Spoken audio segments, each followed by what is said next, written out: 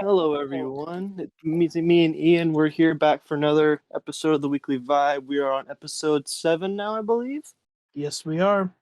Hell yeah. So today, kind of still on the topic of general basketball rather than all time drafts. Well, kind of all time drafts, but more just general basketball. We're going to talk to start off about some of the greatest peaks of all time and some of our more personal favorite peaks of all time. Ian, would you like to start?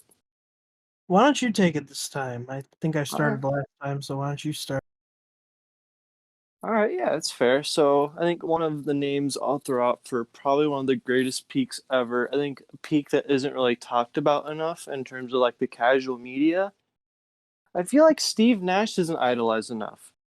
No, he isn't. I'm glad you brought him up because I feel like Steve Nash m- made offense so impactful and almost was a foreshadowing to what we were going to see with the Warriors. Right. Like you have like there's so many like the other day I was in a server and we were listing our all-time point guards and I had Steve Nash over like Stockton, Isaiah Thomas, and people are like, "What are you doing?" Like, what do you mean what am I doing? He's Yeah. Steve Nash. Yeah, I think people get all weirded out because he never won a ring or really never Right. made it to the finals, but that's not the point. Like Right. when we're talking about greatest peaks or how impactful somebody was, but the '07 Suns were I feel peak offensive basketball. Right. And see, like when you like, even though it's more of a reach comparison, when you see a guy like Nikola Jokic, who on these Nuggets teams is elevating everyone around him, that's exactly what Steve Nash was doing. Yeah, He took yeah, everyone on his team and made them all better. yeah. He was just that impactful. He's arguably got one of the greatest offensive peaks ever. Oh, absolutely. I think it goes without being said. He just was that impactful, and a lot of people are like, "Well, it's because of Mike D'Antoni," but No. he was already impactful in Dallas before D'Antoni. So it's just it's odd to hear people be like, "Oh, it's what he the only reason he was like that was because of the coach." It's like, well, no, No. it's not because he was the coach. It was because No. he legit was knew how to run an offense better than anybody. Right. Steve Nash, in his own way, was a dominant force to elevating his entire team. Yep, yep, and I think he made Amari that much more impactful. He made Absolutely. Amari a top tier player in the league. Um, and they didn't really need Amari to be this lockdown defender because obviously he wasn't because they had Marion. You know, Right. they had guys who were also just very good defensively. Um, they knew how to run offense Yep. because of Steve Nash. Yeah, it was fantastic. Like watching back like full games and film of that team is absolutely like just magic. Yeah, absolutely. They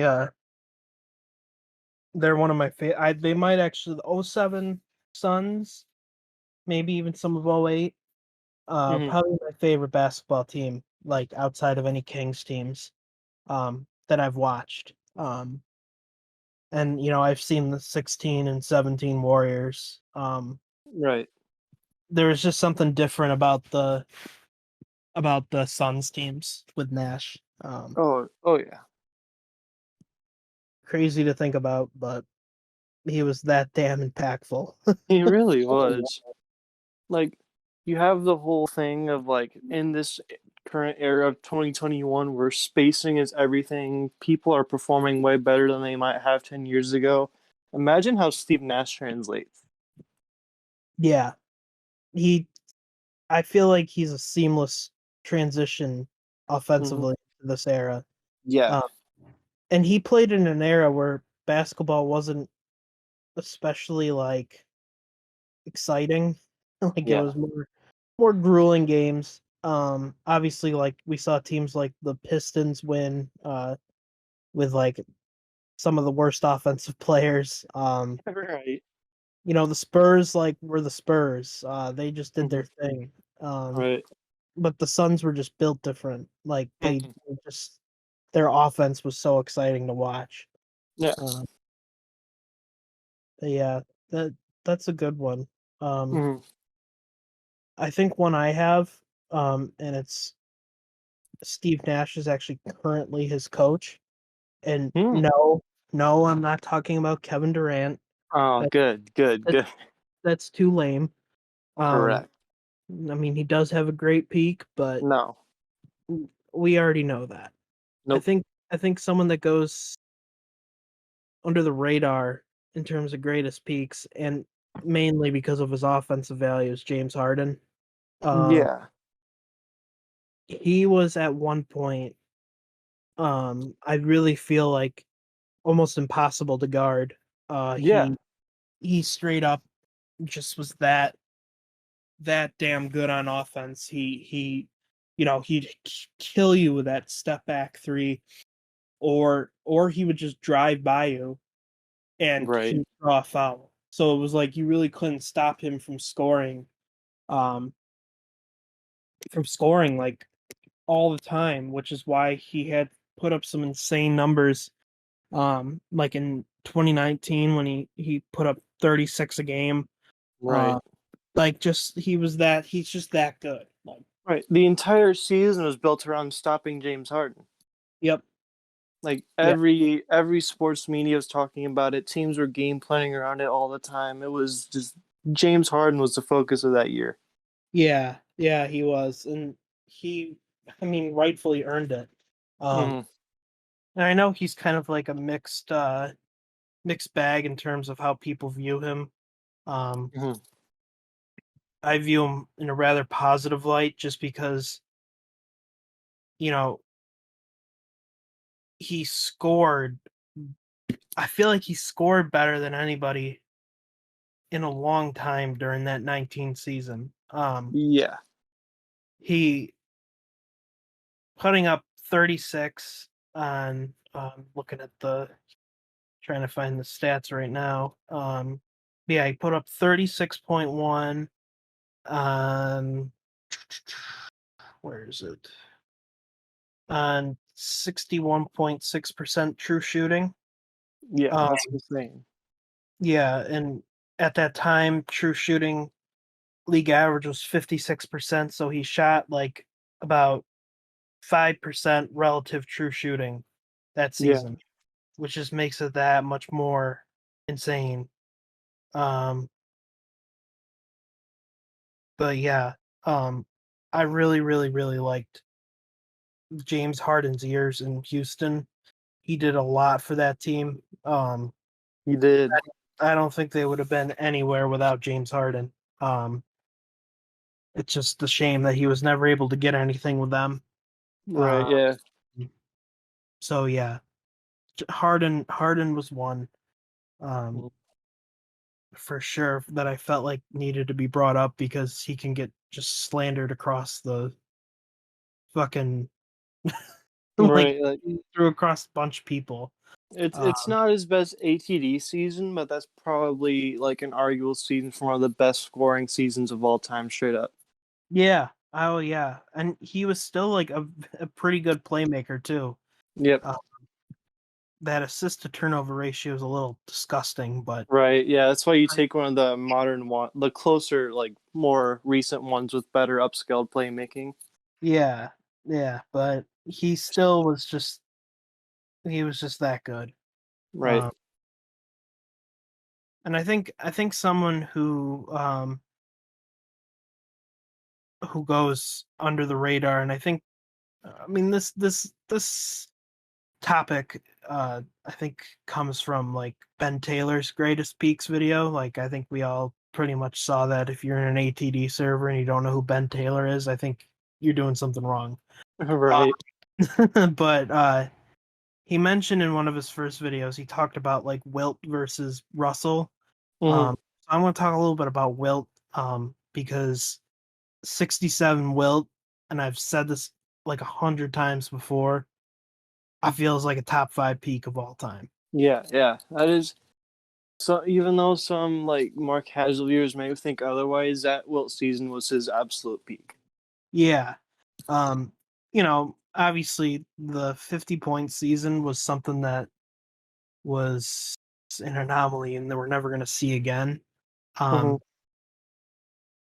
I think that was just a once in a lifetime season. I mean, he played every minute of every game, uh, which is why his numbers were so inflated. But 67, he just proved to be hyper efficient, hyper, um, like a really good playmaker, Mm-hmm. just all around a good player. And obviously he was an all time defender. Right. So, like that also helps. But I hate seeing people who it's like, well, I think he would, just from the standpoint that he was bigger, like in his like prime, Mm-hmm. than every single center in the league right now. Yeah. So, like, just taking that into context, like, you look at guys like Embiid, who's big. You look at Jokic, who's big. I mean, Wilt is just stronger than both of them. Right. Yeah. Wilt is translating really well to today's era, especially with the fact like if you want to look at a guy that like really does benefit with more open floor, it's gonna be Wilt. Yep. Yeah, absolutely. And I think like using him as a good passing hub Mm-hmm. really helps your offense flourish because I mean that season was just incredible. Yeah. Just from an efficiency standpoint, like he was putting up numbers that were kind of unheard of for that era. Um, which is just crazy to think about because, you know, true shooting during that time was obviously they weren't like calculating that shit. Right. Um, but yeah, in 67 he had 63.7% true shooting. Um, league average in 67 was 49.3%. So Wilt had just an insane efficient season. Yeah. It's nuts. And yeah, he's my second favorite player of all time. And I mean, the fact that he could just do whatever he wanted and like it worked is just incredible to me. Right. Like trained like the point of relative true shooting is that you can translate it into an expectation of today. That puts Wilt above like 70% true shooting. Yeah. Yeah. Which is it's just insane. It's Uh, nuts. did you have another peak or maybe like a favorite peak that you have that doesn't get I'm mentioned a lot? hmm. I'm trying to think about whether to go like greatest, like greater, or just like straight up favorite here. I think because this has been I guess, just about as of like an hour ago, it's been a bit of a server topic. Let's talk about Draymond Green. And how Melo has a better peak season than him, Oh no, which is correct. I just want no, everybody to know that. I'm nope, just kidding. I'm just kidding. nope, nope. Melo, I Let's love talk. Melo. If you do listen, which I doubt, I do love you. You brought my city so much joy. Thank you. But you Draymond's peak is better. Let's talk about how Draymond peaks higher than everyone's favorite superstars.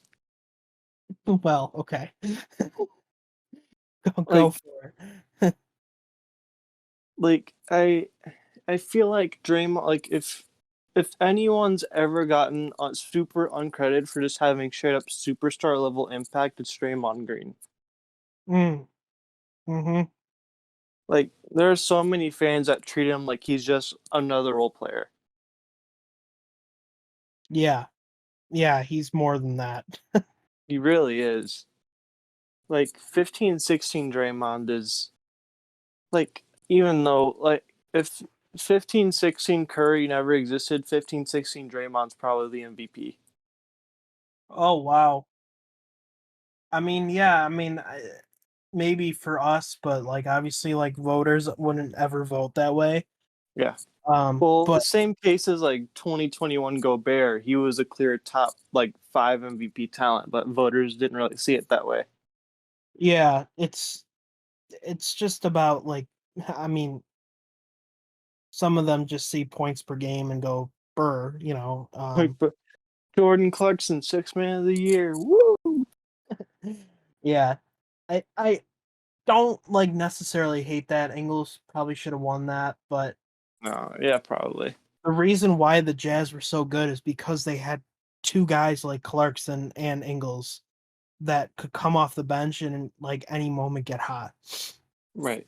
Uh, But yeah, anyways, Draymond Green, like yeah, all-time defensive elevation. He was passing and playmaking, his best shooting season. Like he was straight up making teams regret their existence. yeah, he's one of the more unique players of all time. Mm-hmm. Uh, I don't really think that I've seen another Draymond ever. No, Um, for somebody, unless we're unless we're considering Walmart, Draymond and Larry Nance Jr. man, I could sit here and boost the hell out of the Kings, but I don't.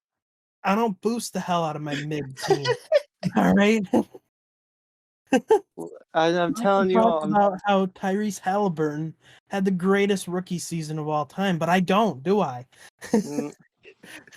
look, I'm telling all the viewers right now, if you are not taking 2021 Larry Nance Jr., you're not my friend.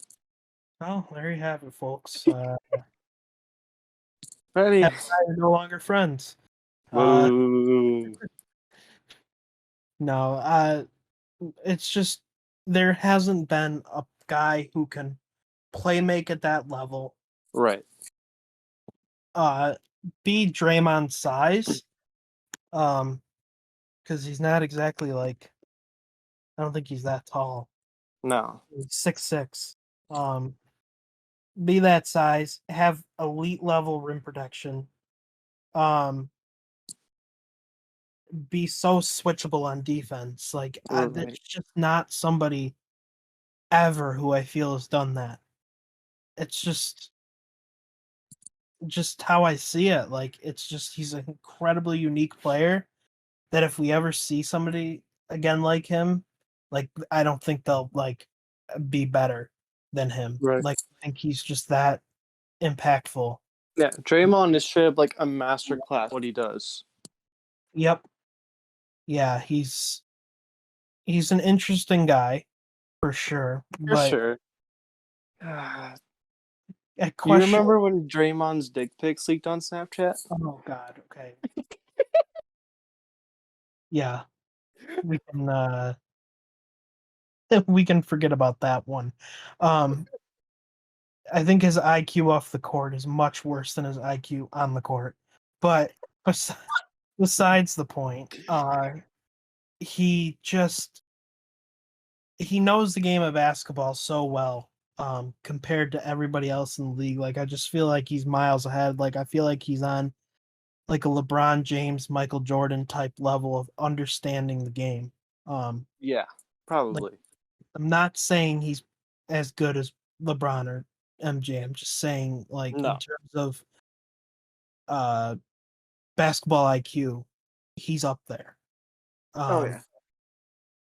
So Like to this day he's still like god tier impact, even though fans are like, haha, triple single. No. yeah. Yeah, he's a fun one. Mhm. Definitely has one of the better peaks of all time. It just amazes me what he's been able to do. Um, Right. and be that impactful without like people really knowing it. I don't know how Yeah, to explain right. It's so weird. it. He's just that good. And about time that people start recognizing that.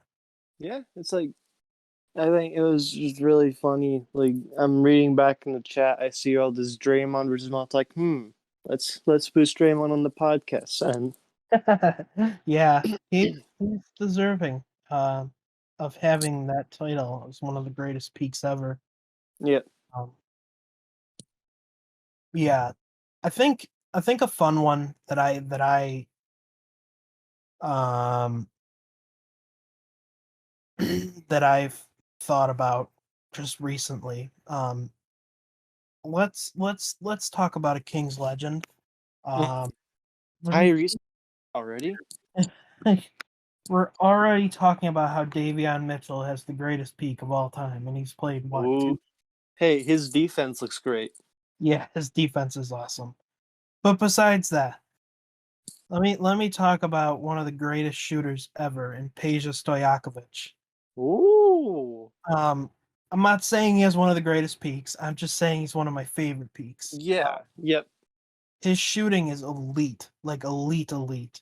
Oh, yeah, he Um, was about what +10, +11 relative true shooting. Probably something around that. I'll have to check on that. But I think like when we're talking about like all-time shooters, like Peja goes like super under the radar. Yep, Uh, because he's just like, I mean, I think it's probably because he played for the Kings, but probably. don't depress me. Yeah, he had like a +11 true shooting in his peak year, Hmm. which is just incredible. Yeah. But yeah, it's just his offense is so elite, and like anytime I'd like get the opportunity to watch like a Kings game from that era, they're one of the more exciting teams to watch too because they like understand the concept of team basketball. They understand the point of moving the ball, finding the open finding the open man. That's why they work so well. Except for Right. Robert Horry just fuck him. But Robert Horry. he yeah, we can talk about Robert Horry at another time. But Peja just uh, he's up there with some of the greatest shooters ever. I don't think like especially like if he played in today's era, I think he gets even better. Hmm. Yeah, Um absolutely. so he just a great shooter. Like I don't know how else to explain it. Like he just was so smooth. He was he was just elite. Like I know we talk about like the consensus 3 of Mm-hmm. greatest shooters of all time, like Steph, Reggie, Ray. Mm-hmm. Uh, I mean, beyond that, I feel like Peja has a case for top 5 shooter of all time. Yeah. Um, he just is that exciting to watch. Yeah, that was kind of like my fun one. I didn't really have a lot of information ready at hand, but he just was so impactful for those Kings during that year. Um, Mm. Yeah, that's a good pick. I like that. yeah, good old Peja vu as we Deja vu. That's a good one. Deja vu. yeah. Um, do you have another one? I think more out of the realm of greatest peaks and kind of like you went into a favorite peak. Mm-hmm. Um, see. I think another one just for the meme of bringing up peaks that some people underappreciate. We talked about this pre-pod. I'm a really big Deron Williams fan. Mm, yeah, that's a good one. Kind He's a really good player. Like Yep. just objectively is insane offensive player for sure. Yeah.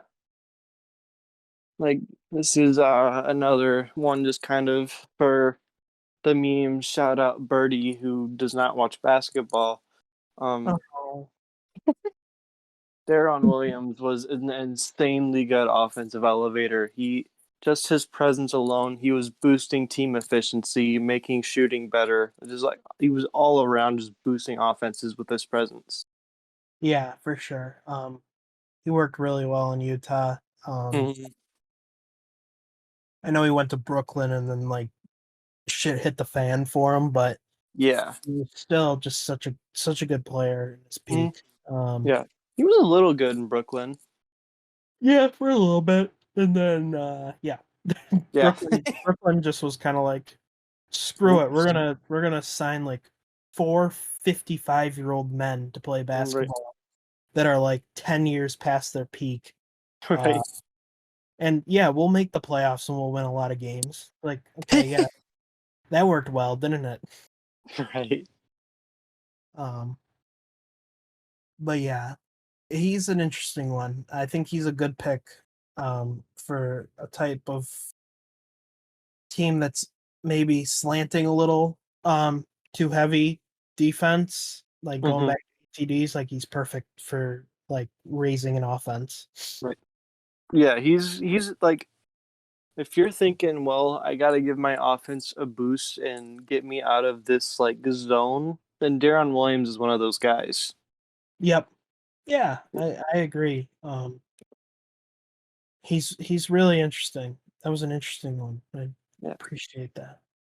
Yeah. Um, you know who doesn't have an all-time peak? Who? Jalen Brown. Oh no. I'm kidding. I'm We're kidding. finally doing it. I'm kidding. He's a good all-around guy. Just fun for the memes. Yeah.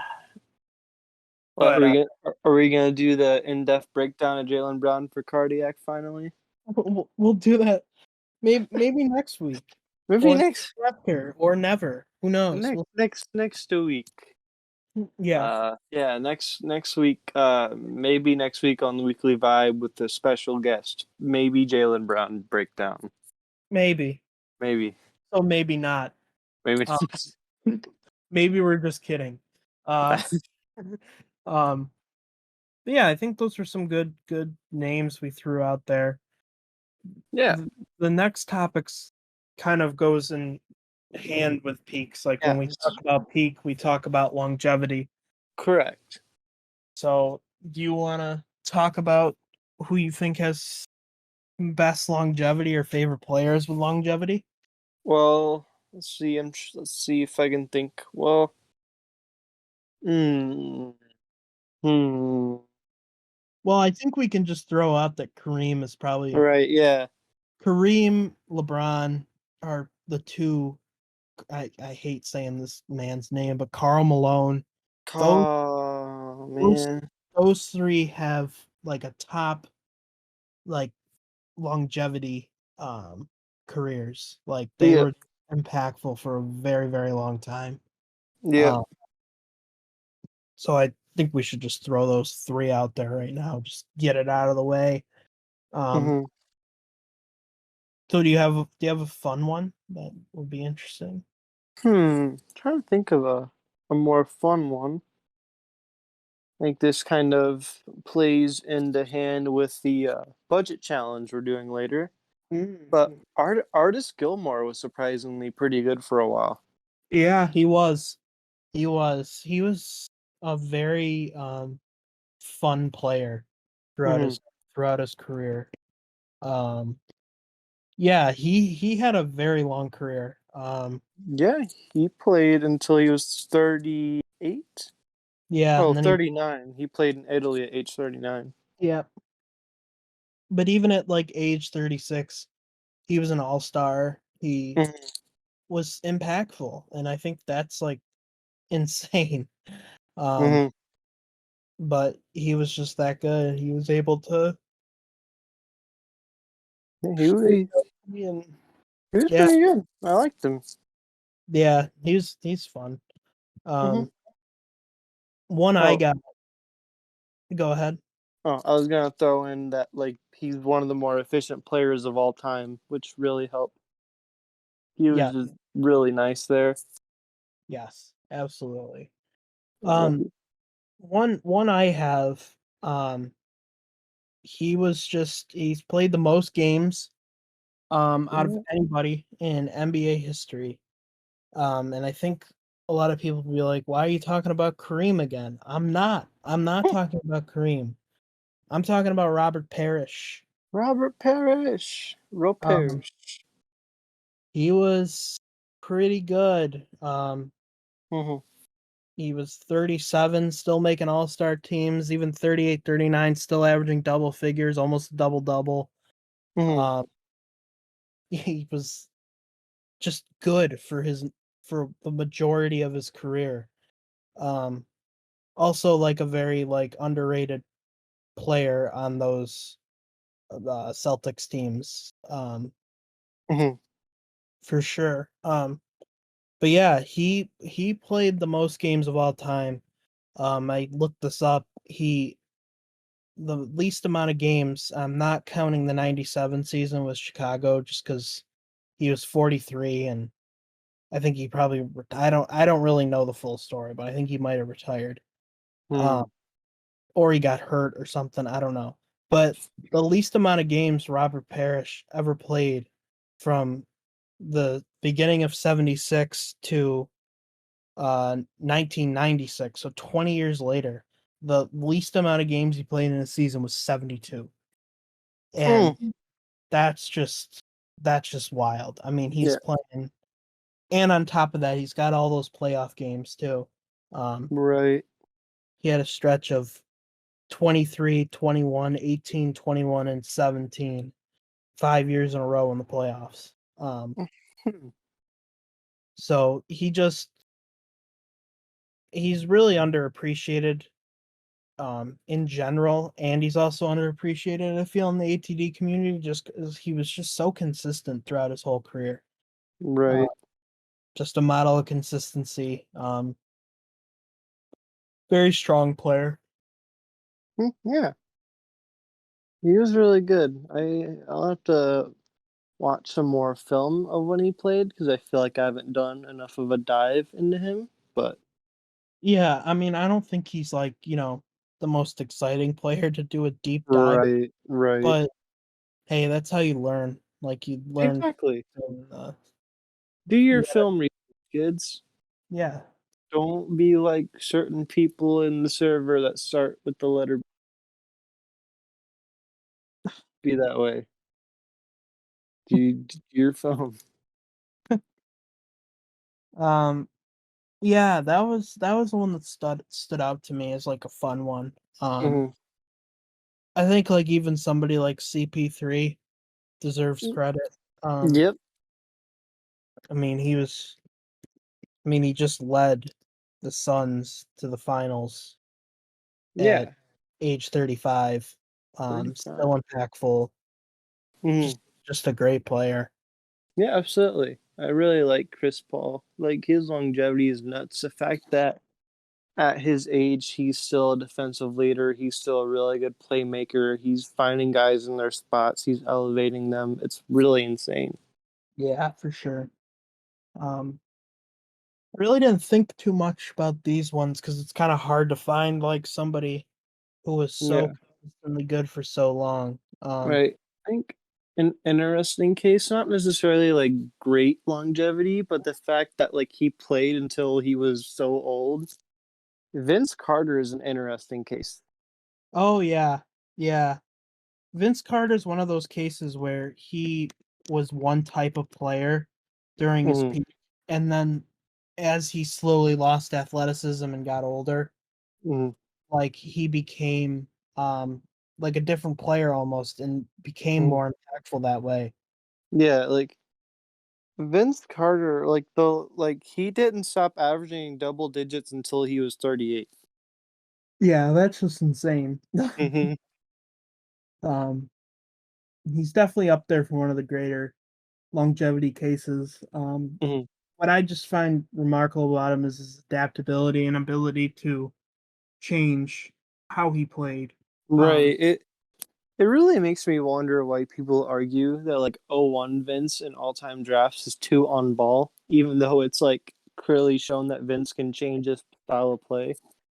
yeah, I think people get too stuck on that one season. It's like, well, he wasn't off ball that season, was he? And it's like, well, No. no, but he clearly learned how to. Right, like he clearly can adapt. Yep.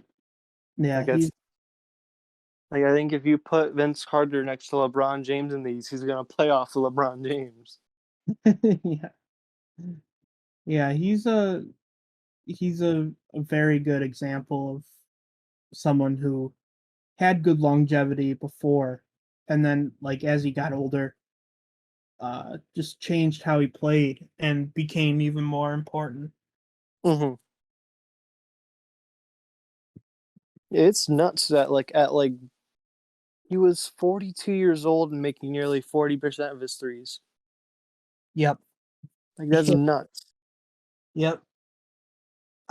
He's just one of those guys. And I mean, when he was his final two seasons, he became more of just like a leader to the team, um, Mm-hmm. instead of like an impactful player per se. But Right.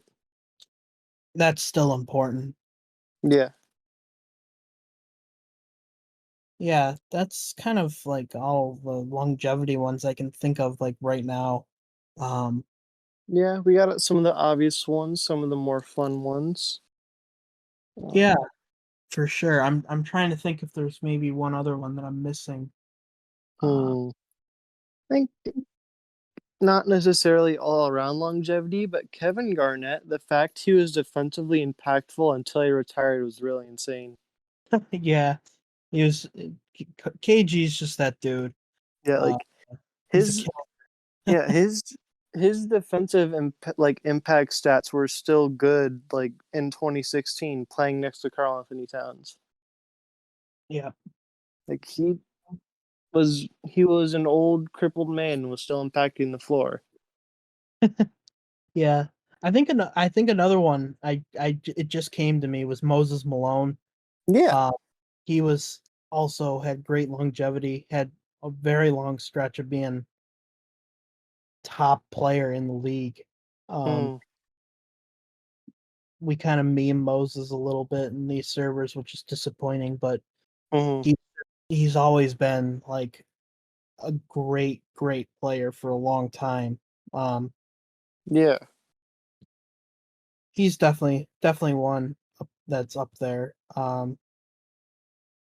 I think even somebody like a Dirk has a case. Um, Dirk Agreed. was Dirk was still impactful in his age 37 season. Hmm. Um, then he started declining after that, but he was still impactful. Um, still a good player. Um, Yeah. I'm from 2000 to about 2016, maybe.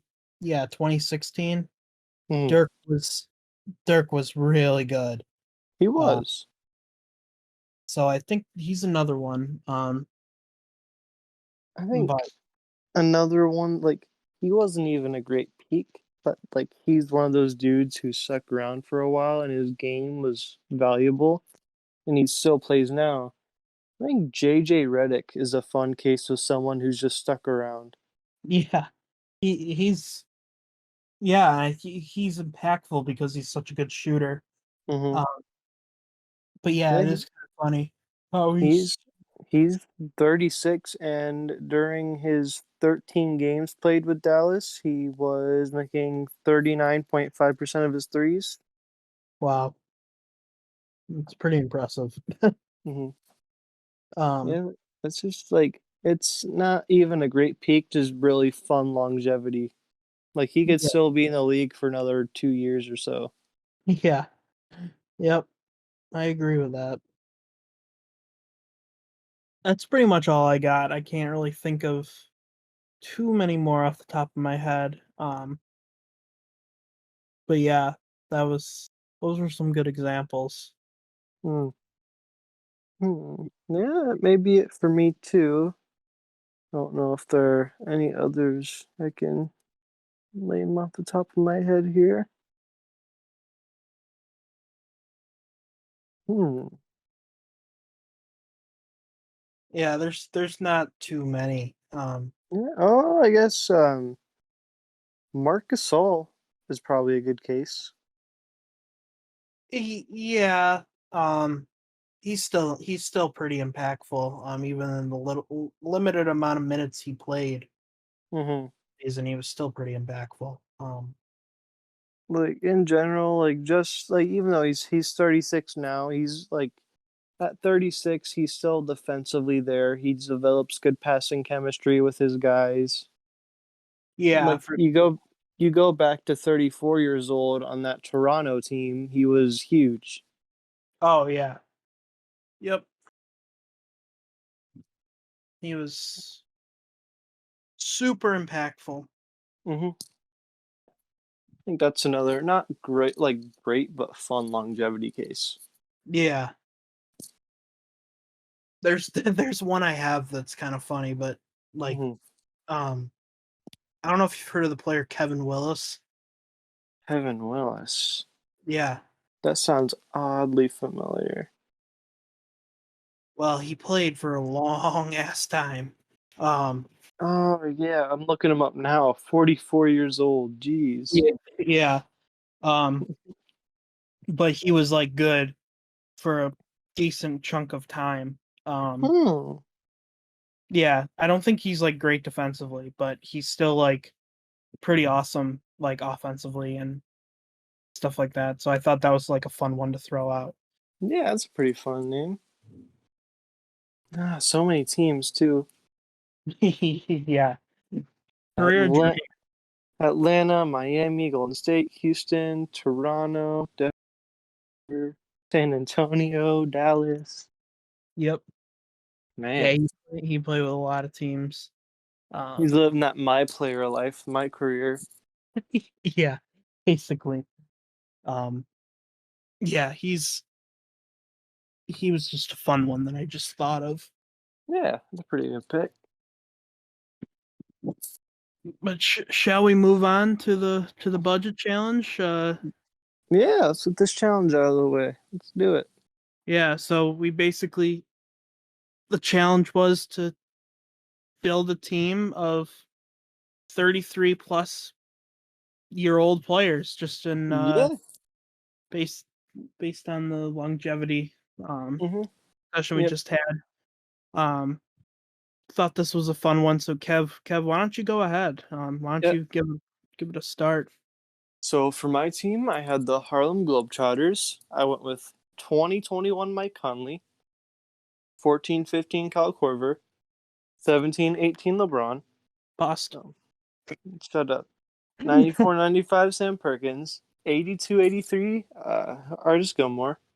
Then off my bench, I had 71-72 Levany Wilkins, 19-20 Goran Dragic, 0-1 Anthony Mason, 74 Dave DeBuscher, and 98 Arvidas Sabonis. That's a good one. That's Hmm. definitely good. Sabonis is cool, because he was still pretty impactful when he finally was allowed to play in the United States. Right. Good playmaker. Yeah, I like that team. I mean, it helps that you have LeBron. I feel like the offense is really good. Like one It through is. four, that's a lot of shooting. It is. Yeah, it is a lot of shooting. Perkins is awesome as a spacing four, decent Hmm. defender. Um, Conley that year was a really good shooter too. I mean, yeah, last season. yeah, for sure he was. Yeah, I like that team. That's pretty fun. The Busher in '74, he was still very very good. Yeah, that was pretty much his peak at 33 years old. Yeah, yeah, I think we can say that '70s probably his peak, but Yeah. '74 was really good because even though that season was good, he was pretty atrocious in the playoffs. I learned, Yeah. uh, but the regular season was really, really something else. Yeah, it Considering was nuts. the season, Hmm. um, but yeah, um,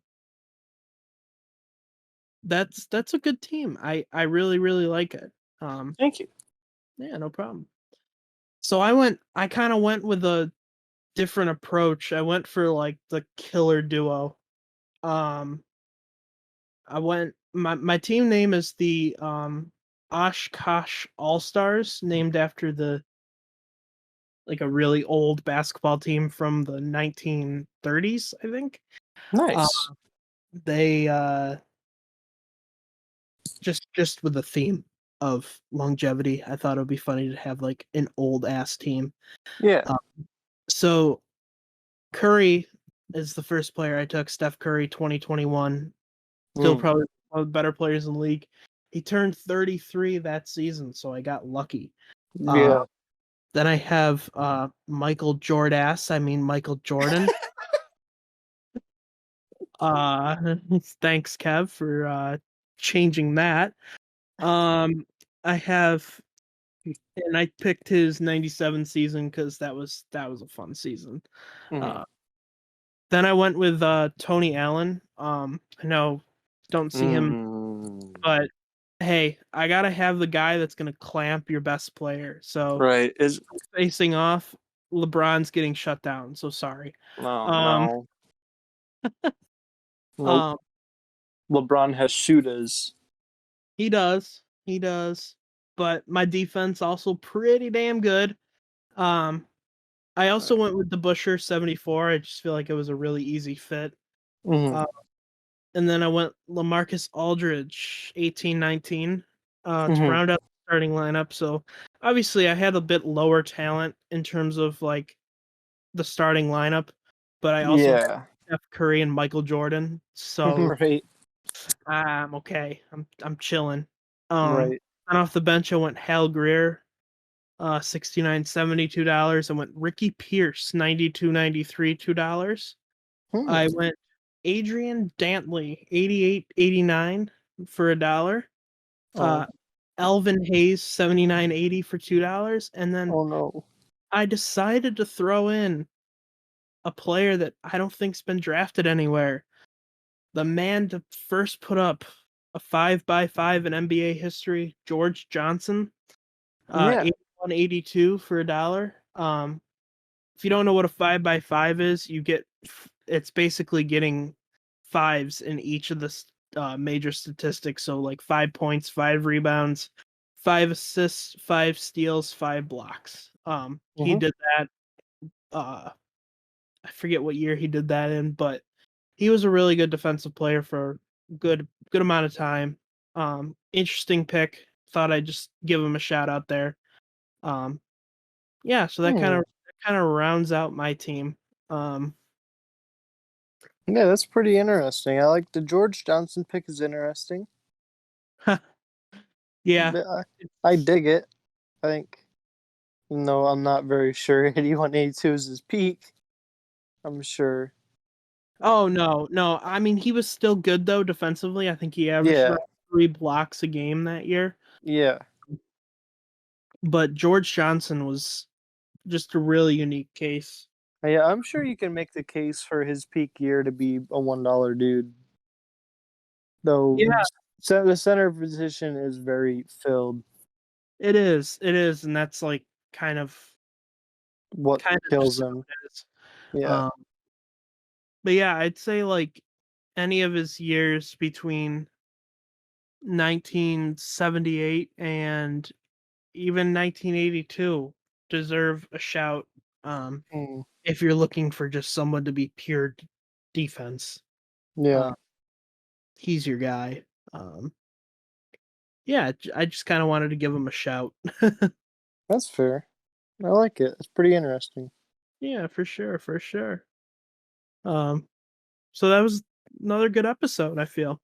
It was. That went pretty well. I think that was a pretty fun discussion rather than just going like base Oonga Boonga Caveman Peaks. We threw in some favorite ones, which was Yeah, nice. for sure, for sure. Um, yeah, this was a good episode. I think we'll get more into ATDs next week. Yes. But the past 2 weeks we kind of wanted to just focus on basketball because of the Yeah. draft and free agency, and then we thought this would be a fun topic to cover as well. So Yeah. Yep, next week potentially we are in the plans of a very fun guest, so hopefully that turns out well. We look Hmm. forward to it. Yeah, we look forward to having him on. Yes, sir. Well, I'm about done. Um, Good show. Good show. Um, Very good show.